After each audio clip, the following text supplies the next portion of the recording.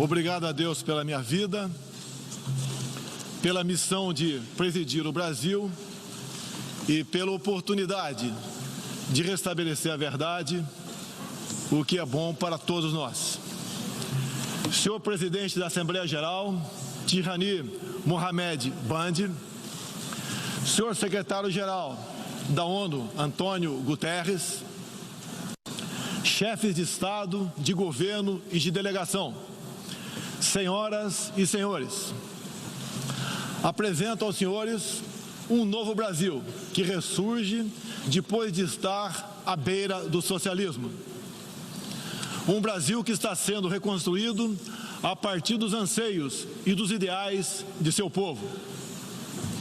No meu governo, o Brasil vem trabalhando para reconquistar a confiança do mundo, diminuindo o desemprego, a violência e o risco para os negócios, por meio da desburocratização, da desregulamentação e, em especial, pelo exemplo. Meu país esteve muito próximo do socialismo, o que nos colocou numa situação de corrupção generalizada, grave recessão econômica, altas taxas de criminalidade e de ataques ininterruptos aos valores familiares e religiosos que formam nossas tradições. Em 2013, um acordo entre o governo petista e a ditadura cubana trouxe ao Brasil 10 mil médicos sem nenhuma comprovação profissional. Foram impedidos de trazer cônjuges e filhos. Tiveram 75% de seus salários confiscados pelo regime e foram impedidos de usufruir de direitos fundamentais como o de ir e vir. Um verdadeiro trabalho escravo, acreditem. Respaldado por entidades de direitos humanos do Brasil e da ONU. Antes mesmo de eu assumir o governo, quase 90% deles deixaram o Brasil, por ação unilateral do regime cubano. Os que decidiram ficar se submeterão à qualificação médica para exercer sua profissão. Deste modo, nosso país deixou de contribuir com a ditadura cubana, não mais enviando para Havana 300 milhões de dólares todos os anos. A história nos mostra que já nos anos 60, agentes cubanos foram enviados a diversos países para colaborar com a implementação de ditaduras.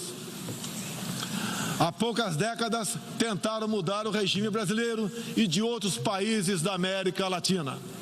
Foram derrotados. Civis e militares brasileiros foram mortos e outros tantos tiveram suas reputações destruídas, mas vencemos aquela guerra e resguardamos nossa liberdade. Na Venezuela, esses agentes do regime cubano, levados por Hugo Chávez, também chegaram e hoje são aproximadamente 60 mil que controlam e interferem em todas as áreas da sociedade local, principalmente na inteligência e na defesa.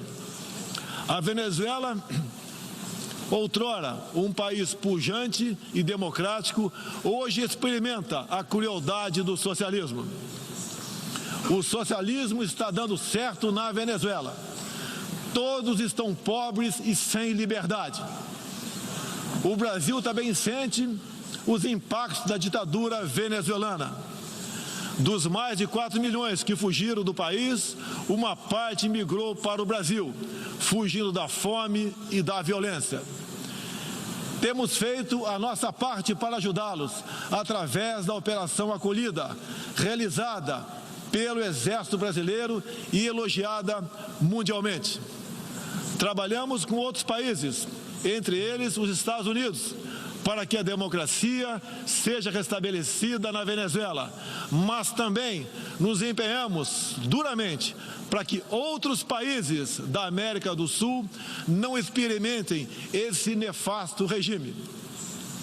O Foro de São Paulo, organização criminosa, criada em 90 por Fidel Castro, Lula e Chávez, para difundir e implementar o socialismo na América Latina, ainda continua vivo e tem que ser combatido. Senhoras e senhores, em busca de prosperidade, estamos adotando políticas que nos aproximem de países outros que se desenvolveram e consolidaram suas democracias. Não pode haver liberdade política sem que haja também liberdade econômica. E vice-versa. O livre mercado, as concessões e as privatizações já se fazem presentes hoje no Brasil. A economia está reagindo ao romper vícios e amarras de quase 2 décadas de irresponsabilidade fiscal, aparelhamento do Estado e corrupção generalizada. A abertura, a gestão competente e os ganhos de produtividade são objetivos imediatos do nosso governo. Estamos abrindo a economia e nos integrando às cadeias globais de valor. Em apenas 8 meses, concluímos os 2 maiores acordos comerciais da história do país, aqueles firmados entre o Mercosul e a União Europeia, e entre o Mercosul e a Área Europeia de Livre Comércio, o EFTA. Pretendemos seguir adiante com vários outros acordos nos próximos meses. Estamos prontos também para iniciar nosso processo de adesão à Organização para a Cooperação de Desenvolvimento Econômico, OCDE. Já estamos adiantados, adotando as práticas mundiais mais elevadas em todos os terrenos, desde a regulação financeira até a proteção ambiental. Senhorita Isani Calapalo, indígena aqui presente do Brasil, agora vamos falar de Amazônia. Em primeiro lugar, meu governo tem o compromisso solene com a preservação do meio ambiente e do desenvolvimento sustentável em benefício do Brasil e do mundo. O Brasil é um dos países mais ricos em biodiversidade e riquezas minerais. Nossa Amazônia é maior que toda a Europa Ocidental e permanece praticamente intocada. Prova de que somos um dos países que mais protege o meio ambiente. Nessa época do ano, o clima seco e os ventos favorecem queimadas espontâneas e também as criminosas. Vale ressaltar que existem queimadas praticadas por índios e populações locais, como parte de sua respectiva cultura e forma de sobrevivência. Problemas qualquer país os tem. Contudo, os ataques sensacionalistas que sofremos por grande parte da mídia internacional, devido aos focos de incêndio na Amazônia, despertaram nosso sentimento patriótico.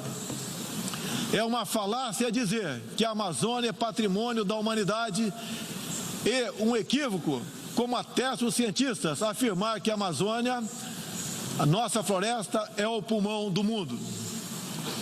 Valendo-se dessas falácias, um ou outro país, em vez de ajudar, embarcou nas mentiras da mídia e se portou de forma desrespeitosa com espírito colonialista. Questionaram aquilo que nos é mais sagrado, a nossa soberania. Um deles, por ocasião do encontro do G7, ousou sugerir aplicar sanções ao Brasil sem sequer nos ouvir. Agradeço àqueles que não aceitaram levar adiante essa absurda proposta. Em especial, o presidente Donald Trump, que bem sintetizou o espírito que deve reinar entre os países da ONU: respeito à liberdade e à soberania de cada um de nós.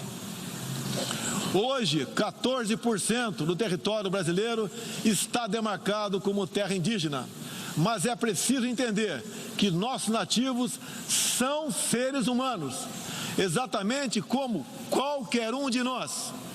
Eles querem e merecem usufruir dos mesmos direitos de que todos nós.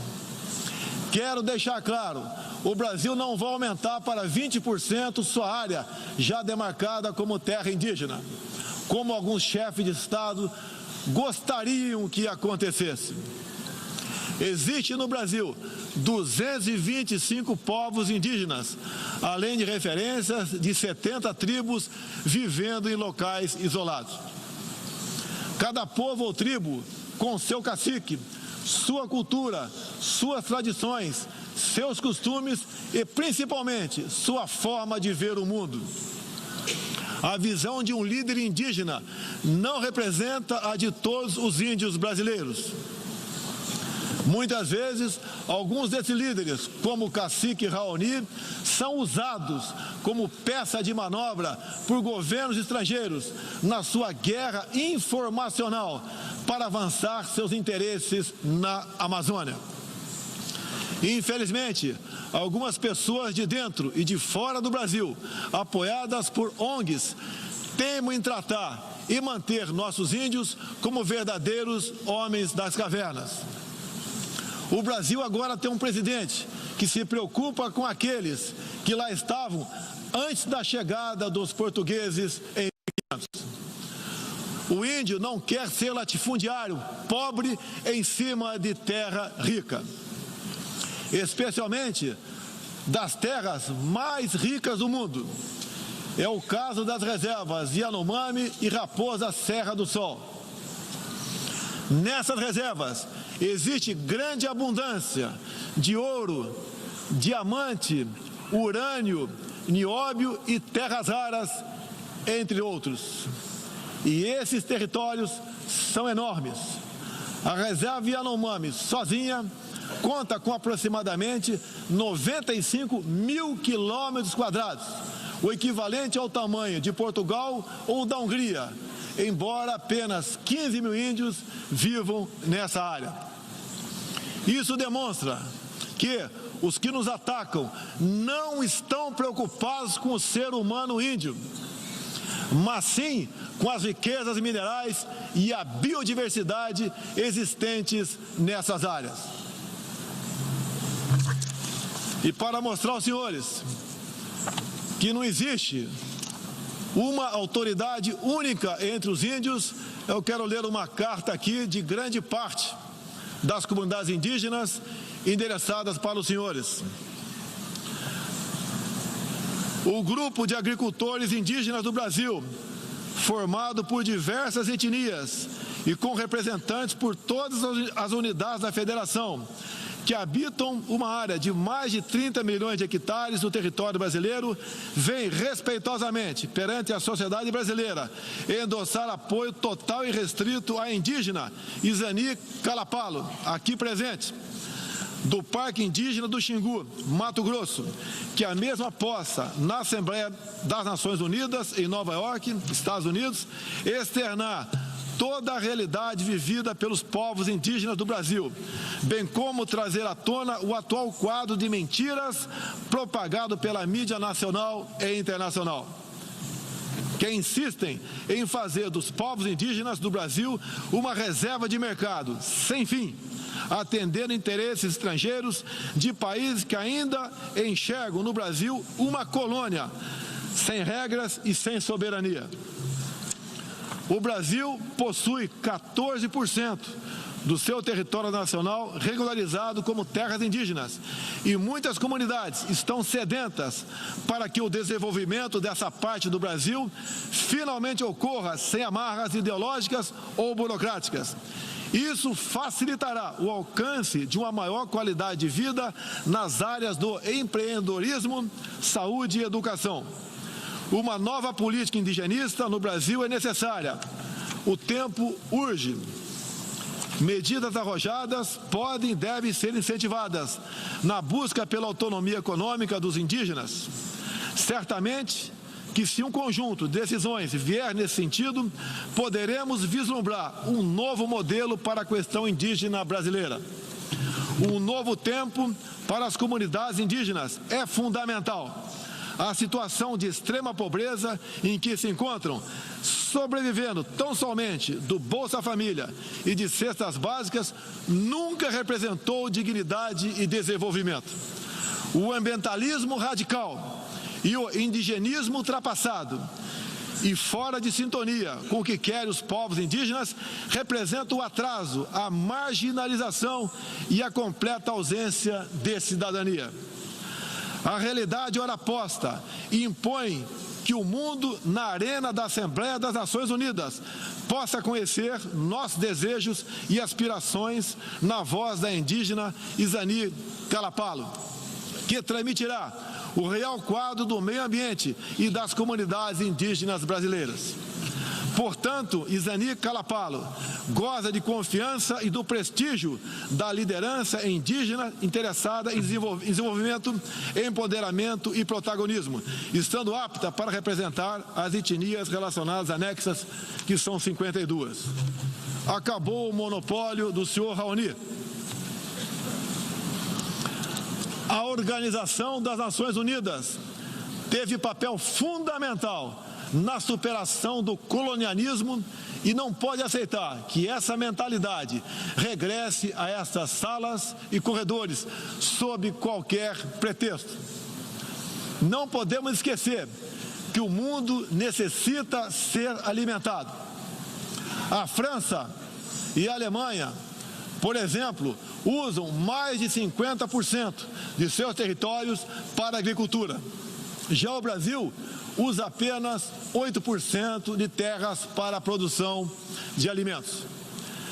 61% do nosso território é preservado. Nossa política é de tolerância zero para com a criminalidade, aí incluídos os crimes ambientais. Quero reafirmar minha posição de que qualquer iniciativa de ajuda ou apoio à preservação da floresta amazônica ou de outros biomas deve ser tratado em pleno respeito à soberania brasileira. Também rechaçamos as tentativas de instrumentalizar a questão ambiental ou a política indigenista em prol de interesses políticos e econômicos externos, em especial os disfarçados de boas intenções. Estamos prontos para, em parcerias e agregando valor, aproveitar de forma sustentável todo o nosso potencial.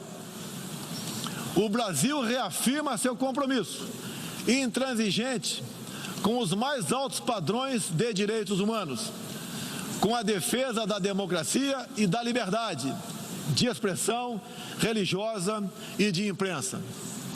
É um compromisso que caminha junto com o combate à corrupção e à criminalidade, demandas urgentes da sociedade brasileira.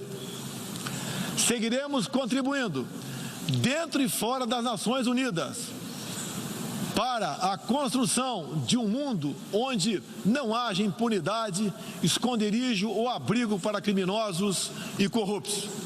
Em meu governo, o terrorista Cesare Battisti fugiu do Brasil, foi preso na Bolívia e extraditado para a Itália. Outros 3 terroristas paraguaios e um chileno que viviam no Brasil como refugiados políticos também foram devolvidos aos seus respectivos países. Terroristas, sob disfarce de perseguidos políticos, não mais encontrarão refúgio no Brasil. Há pouco, presidentes socialistas que me antecederam desviaram centenas de bilhões de dólares, comprando parte da mídia e parte do parlamento. Tudo por um projeto de poder absoluto.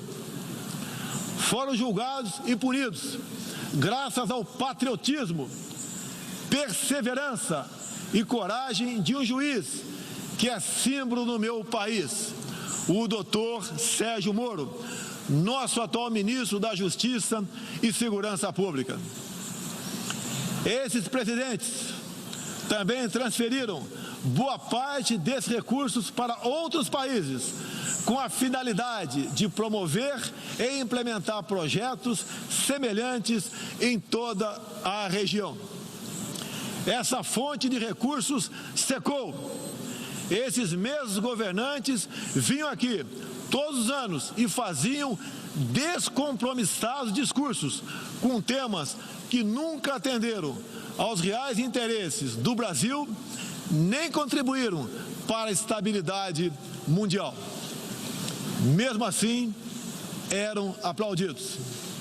Em meu país, tínhamos que fazer algo a respeito dos quase 70 mil homicídios e dos incontáveis crimes violentos que anualmente massacravam a população brasileira.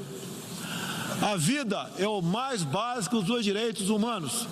Nossos policiais militares eram o alvo preferencial do crime. Só em 2017, cerca de 400 policiais militares foram cruelmente assassinados. Isso está mudando. Medidas foram tomadas e conseguimos reduzir em mais de 20% o número de homicídios nos 6 primeiros meses do meu governo.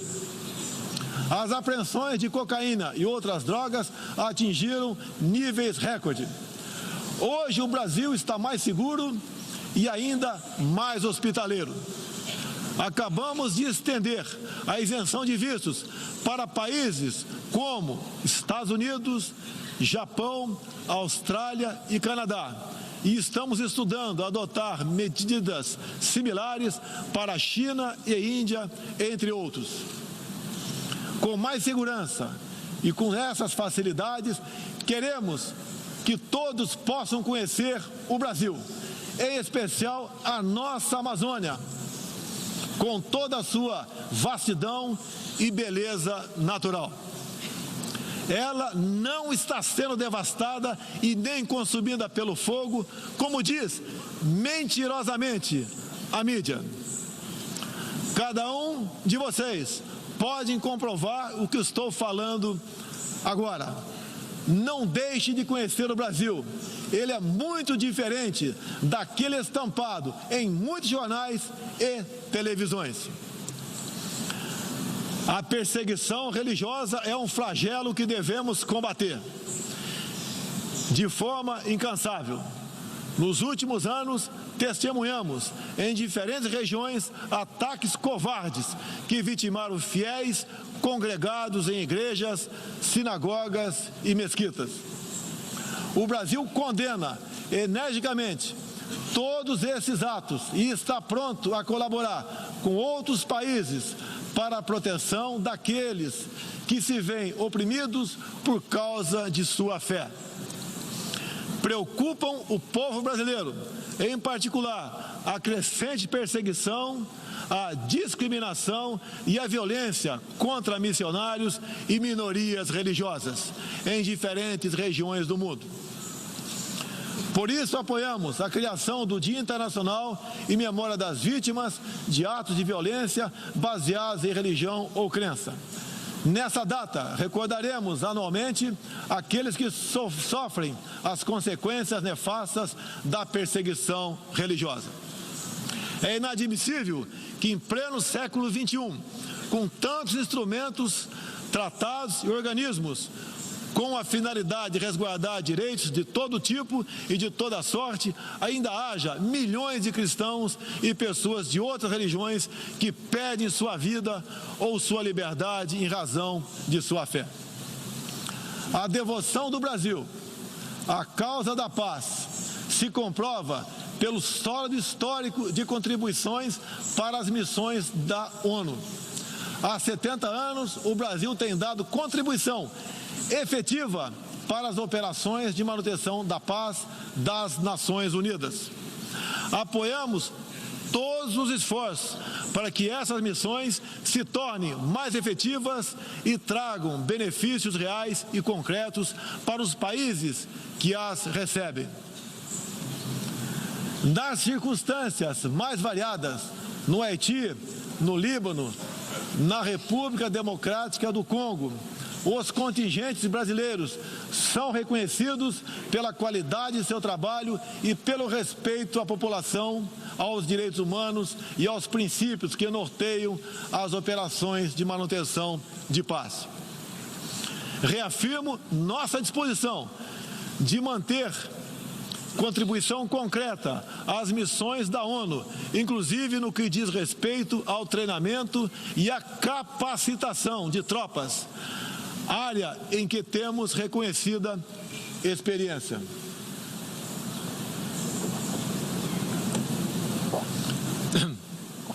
Ao longo deste ano, estabelecemos uma ampla agenda internacional com o intuito de resgatar o papel do Brasil no cenário mundial e retomar as relações com importantes parceiros.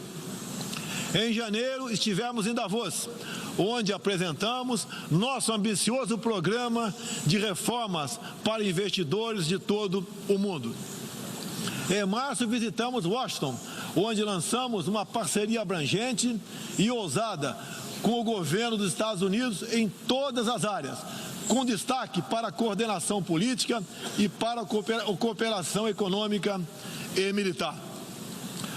Ainda em março, estivemos no Chile, onde foi lançado o ProSul, importante iniciativa para garantir que a América do Sul se consolide como um espaço de democracia e de liberdade. Na sequência, visitamos Israel, onde identificamos inúmeras oportunidades de cooperação, em especial na área de tecnologia e segurança. Agradeço a Israel o apoio no combate aos recentes desastres ocorridos em meu país. Visitamos também um de nossos grandes parceiros no Cone Sul, a Argentina. Com o presidente Maurício Macri e nossos sócios do Uruguai e do Paraguai, afastamos do Mercosul a ideologia e conquistamos importantes vitórias comerciais, ao concluir negociações que já se arrastavam por décadas. Ainda este ano, visitaremos importantes parceiros asiáticos, tanto no Extremo Oriente quanto no Oriente Médio. Essas visitas reforçarão a amizade e o aprofundamento das relações com Japão, China, Arábia Saudita, Emirados Árabes e Catar. Pretendemos seguir o mesmo caminho com todo o mundo árabe e a Ásia. Também estamos ansiosos para visitar nossos parceiros e amigos na África, na Oceania e na Europa. Como os senhores podem ver, o Brasil é um país aberto ao mundo em busca de parcerias com todos os que tenham interesse de trabalhar pela prosperidade, pela paz e pela liberdade. Senhoras e senhores, o Brasil que represento é um país que está se reerguendo, revigorando parcerias e reconquistando sua confiança política e econômica. Estamos preparados para assumir as responsabilidades que nos cabem no sistema internacional.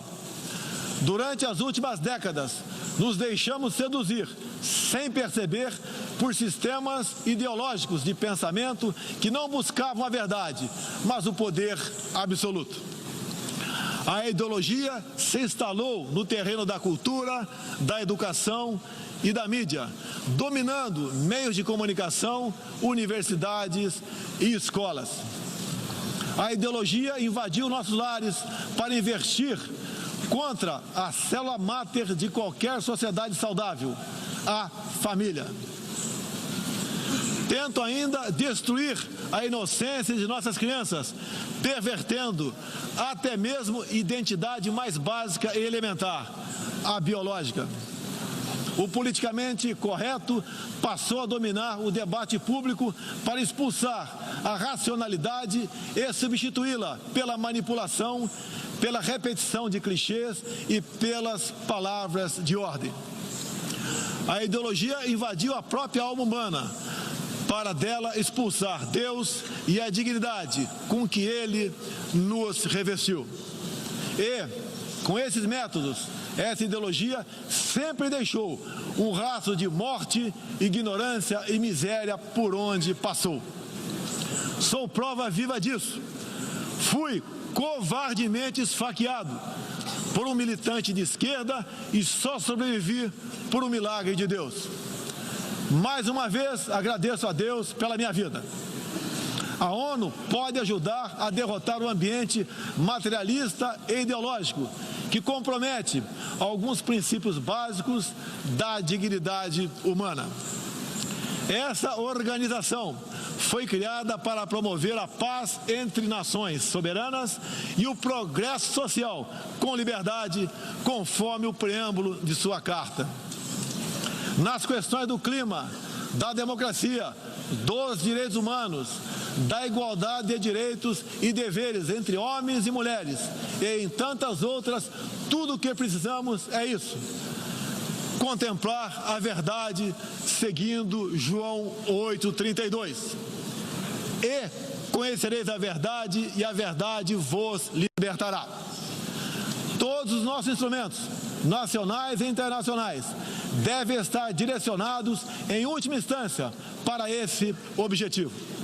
Não estamos aqui para apagar nacionalidades e soberanias, em nome de um interesse global abstrato. Esta não é a organização do interesse global, é a Organização das Nações Unidas. Assim deve permanecer, com humildade e confiante no poder libertador da verdade. Estejam certos de que poderão contar com este novo Brasil, que aqui apresento aos senhores e senhoras. Agradeço a todos pela graça e pela glória de Deus. Meu muito obrigado.